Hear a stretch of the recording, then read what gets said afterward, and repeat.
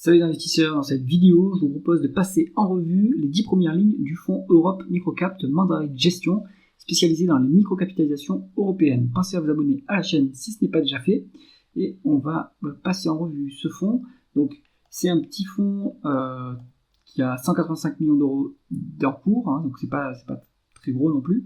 Il est très bien diversifié, puisqu'on voit que les 10 premières lignes, en fait, elles sont à moins de 1% chacune, et on est très exposé à la Suède et au Royaume-Uni, ce qui est intéressant, ce qui permet une bonne diversification. Donc on va aller directement sur Coifin, regarder les 10 premières lignes. Comme d'habitude, je vous ai mis les différentes informations qui vous intéressent.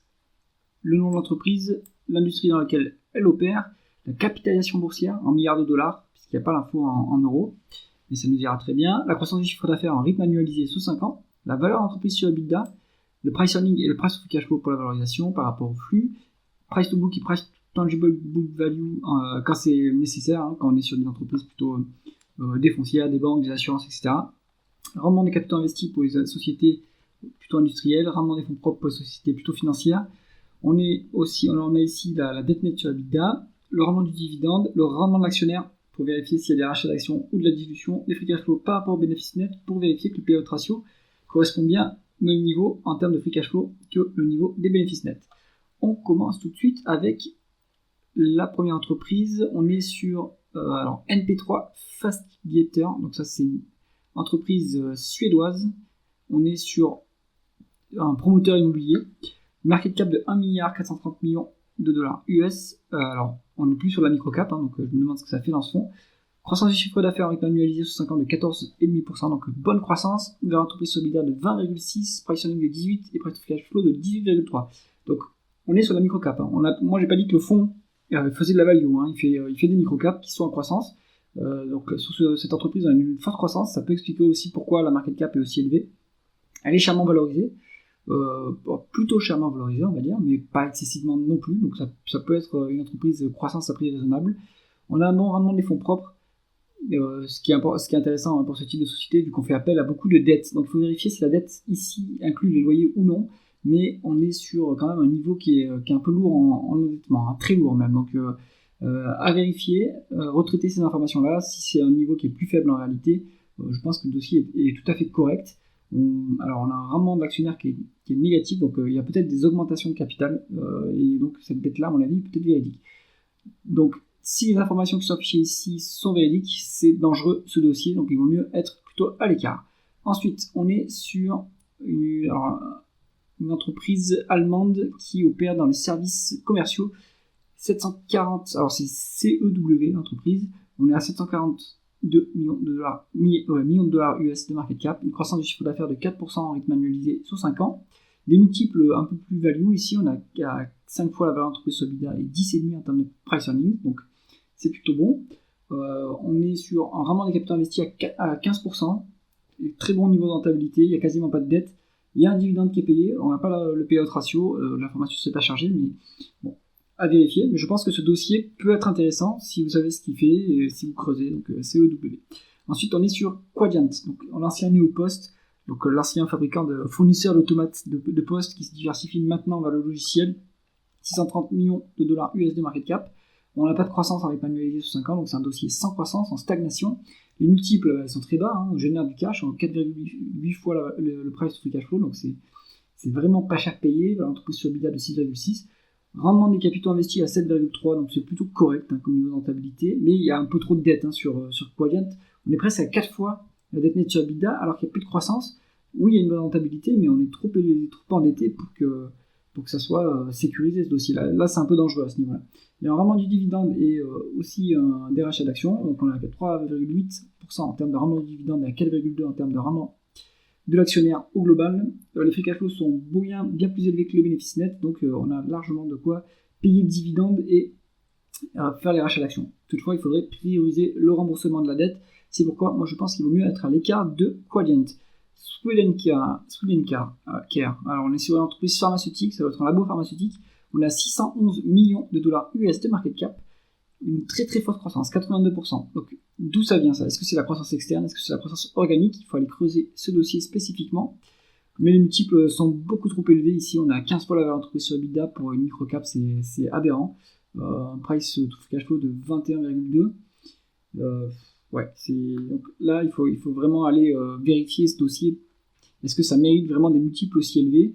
On a un rendement des capitaux investis qui est faible, donc on est sur un dossier qui a une très forte croissance et qui n'est pas rentable pour le moment. Du coup, la dette est en train de monter. On a 2,3 fois la dette nette sur EBITDA, donc ça, c'est un peu inquiétant. Ce dossier, à mon avis, il vaut mieux le mettre à l'écart. On est sur de la forte croissance, pas rentable pour l'instant. Il faudra attendre que ça s'améliore. SP Group, on est dans la chimie, on est à 578 millions de dollars US de market cap, 5,8% de croissance en rythme annualisé sur 5 ans, donc ça c'est pas mal. Dans l'entreprise sur EBITDA, on est à 8, ce qui reste un ratio qui est raisonnable, hein. On n'est pas très cher payé, en même temps la chimie en Europe c'est quand même très décoté. Hein. On a un price to free cash flow à 13,4, les free cash flow sont plus élevés que les bénéfices nets, donc ce multiple là n'est plus intéressant à mon avis. 13,4 c'est modérément, c'est moyen quoi, comme niveau de price to free cash flow. En dessous de 15 on va dire que c'est pas excessif. Vraiment les capitaux investis à 13,4, ça c'est très bon. Donc bonne rentabilité quand même, hein. On a une petite croissance, une bonne rentabilité, à un prix pas trop cher.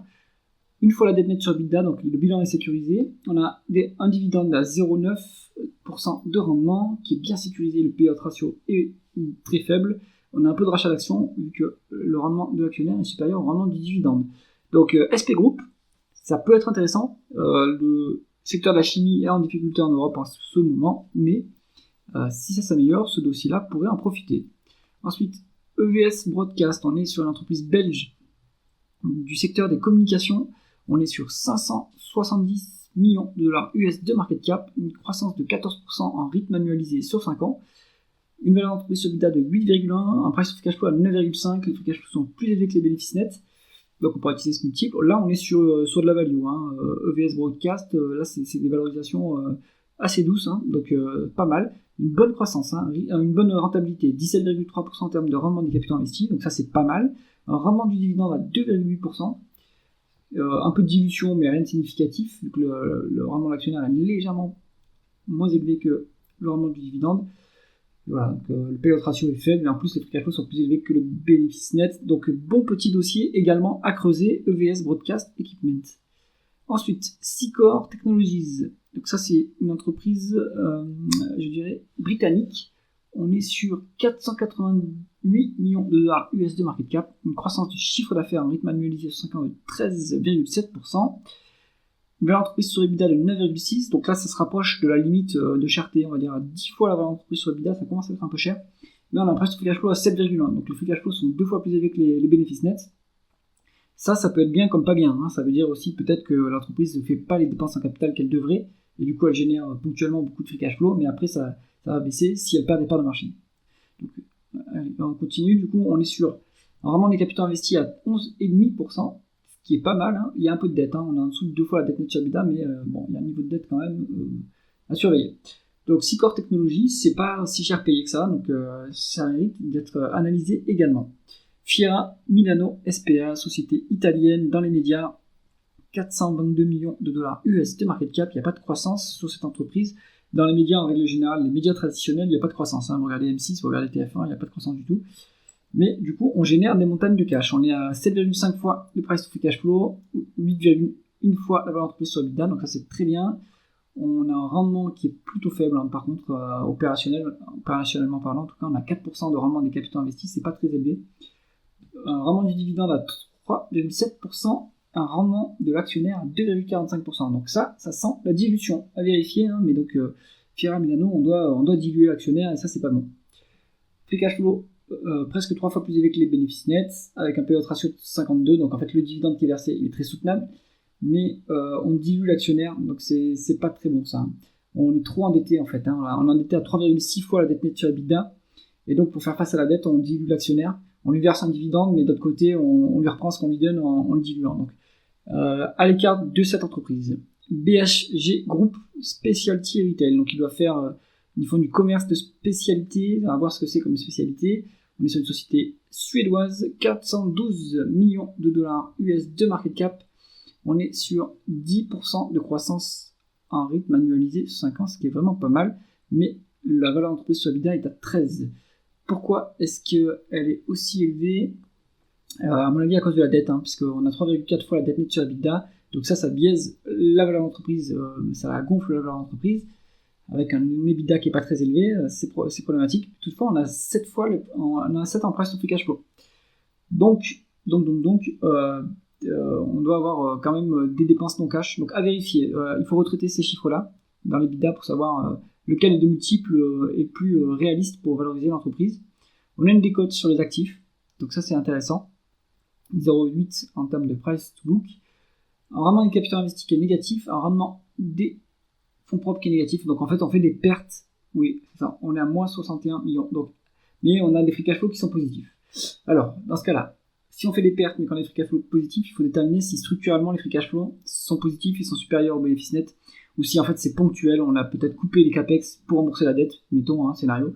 Et dans ce cas-là, en fait on a des free cash flow qui sont positifs pour rembourser la dette, mais on fait une perte.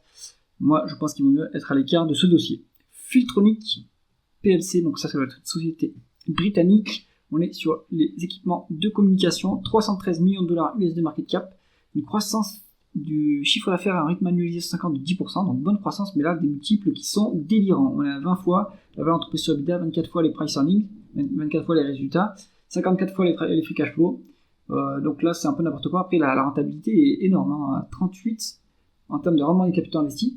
Il y a une dilution très légère et les free cash flow sont moitié moins que les bénéfices nets, il n'y a évidemment pas de dividendes. Donc là on est sur une société alors de forte croissance, oui et non, 10% c'est pas énorme, mais la rentabilité est énorme. C'est peut-être pour ça que l'entreprise est valorisée aussi chèrement.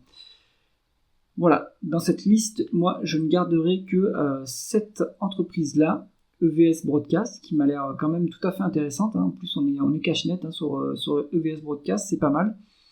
Et les autres dossiers m'ont l'air un peu plus moins qualitatifs, ou sont dans des secteurs que je trouve moins intéressants. J'espère que cette analyse vous a intéressé. Si c'est le cas, mettez un pouce vers le haut et pensez à vous abonner à la chaîne. À bientôt.